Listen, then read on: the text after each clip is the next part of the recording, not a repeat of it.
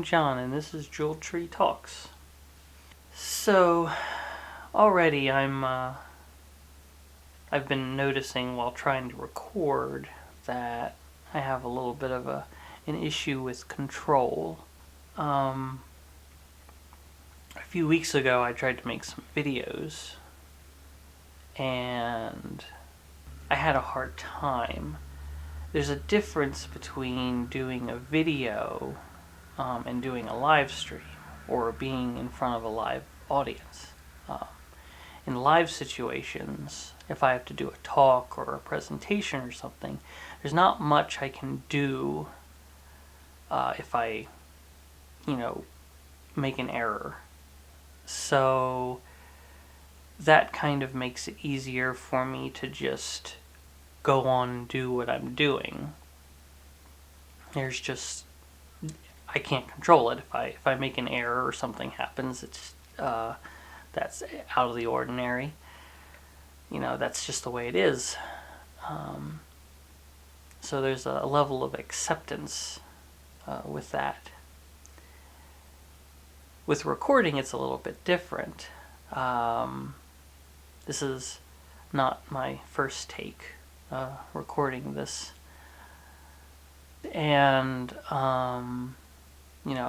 with video especially, I was noticing that every little thing I was doing, it's like, why did I do that in the video? Why did I do this? There's this little weird noise I'm hearing. Why don't I redo it? And I never actually made the video, made a finished product that I was happy with, because I really, really wanted to control and micromanage every little part of that presentation. And that kind of causes more trouble sometimes when we have a large degree of control. We feel we have a large degree of control. It can kind of make us obsess over that control. And that certainly happened with me. At least in my case, that's what I've noticed. So there is a connection to that with a practice that we call Chih Quan in Amida Shu.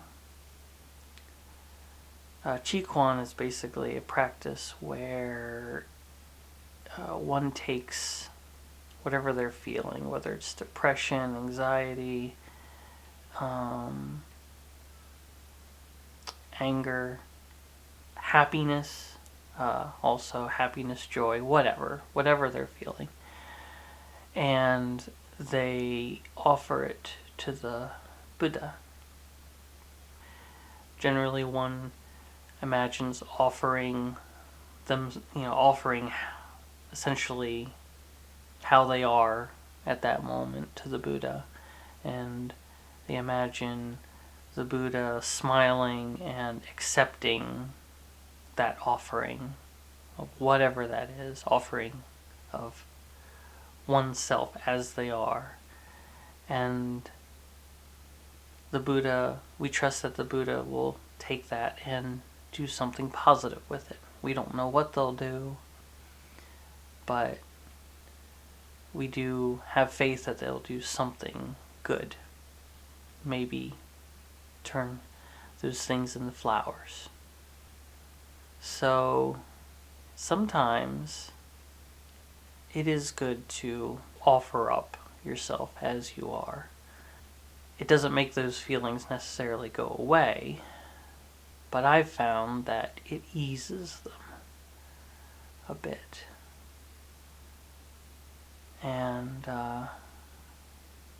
also kind of allows us the room to just be sad, for example.